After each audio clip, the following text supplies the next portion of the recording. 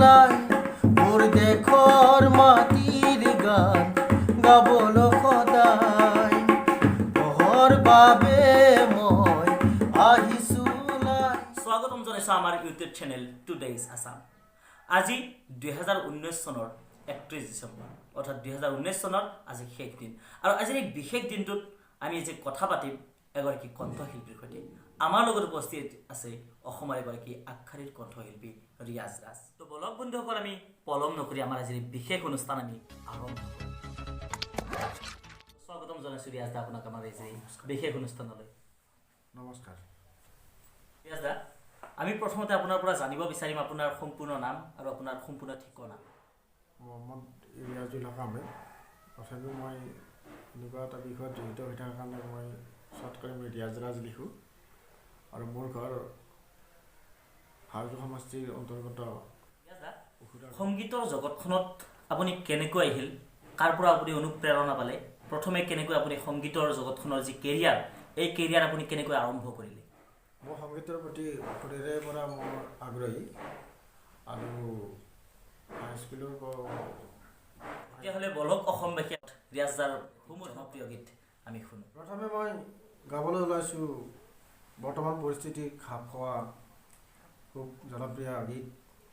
তোহৰ বাবে মই আহিছো লাই মোৰ দেশৰ মাটিৰ গান গাবলৈ সদায়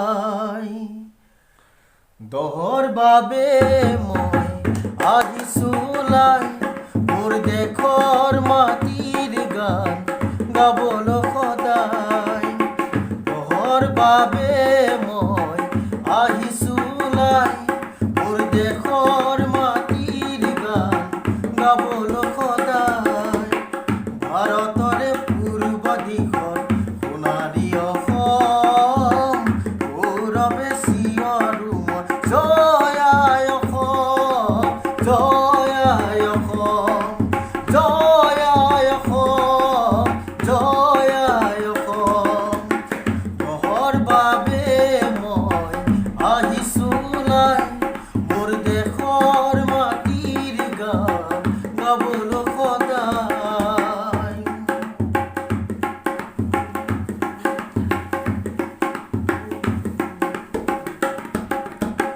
কলা কলা ডাৱৰবোৰে আকাশখন আৱৰিছে সুখেৰে এখন গণি গণি জননীয়ে কান্দিছে। কলা কলা ডাৱৰবোৰে আকাশখন আৱৰিছে। আপোনাৰ সংগীতৰ জগতখনত যে আপুনি আজি আগুৱাই যাব পাৰিছে, আচলতে আপুনি কোন আপোনাৰ আদৰ্শ পুৰুষ বা তেনেকুৱা আদৰ্শ শিল্পী কণ্ঠশিল্পী কাক আপুনি আদৰ্শবান হিচাপে ভাবি লৈছে আপোনাৰ? মই সংগীতৰ বিষয়টো মই সংগীত শিল্পী আটাইকেইজনকে মই ভাল পাওঁ। মই বিবেন চাওডাঙৰ কোনো এটি গীত গাব লৈছোঁ, খুব ভাল লাগে। মই মই মই তোৰ ৰঙা গাল দুখনি চুই চাং লাগি যায়।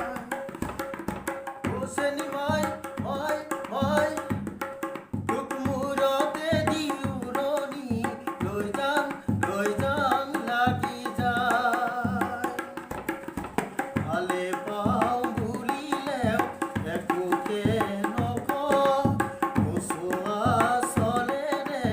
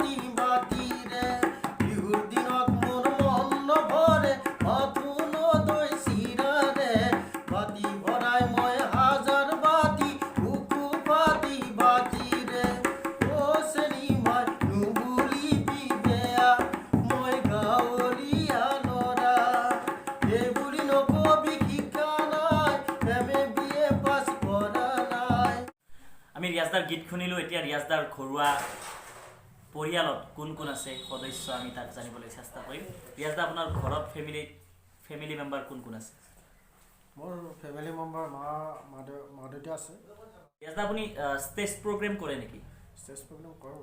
ইতিমধ্যে আমি ডেছক্ৰিপশ্যনত আমি ৰিয়াজ ৰাজৰ আমি নাম্বাৰটো আপোনালোকক ডেছক্ৰিপশ্যনত ভিডিঅ'টোৰ ডেছক্ৰিপশ্যনত আপোনালোকক আমি ৰিয়াজ ৰাজৰ কণ্টেক্ট নম্বৰ। ৰিয়াজদাক আমি বিদায় দিব লাগিব আজিৰ অনুষ্ঠানৰ পৰা, আৰু বিদায় দিয়াৰ আগত ৰিয়াজদাৰ মানে কণ্ঠত আমি এটি শুনিব বিচাৰিম সুমধুৰ গীত, যিটো গীত শুনাৰ লগে লগে সমগ্ৰ অসমবাসীৰ মনত এক বিহু বিহু লাগি যায়। তেনেকুৱা এটি গীত আমি শুনিম ৰিয়াজদাৰ কণ্ঠৰ পৰা। এই উজনি এ নামনি লগাই লকনি বিচাৰি ফুৰিছো লগৰী, এৰূপেৰে ওলাহতি গুণে ফুলমতি এজনী লখিমী বোৱাৰী।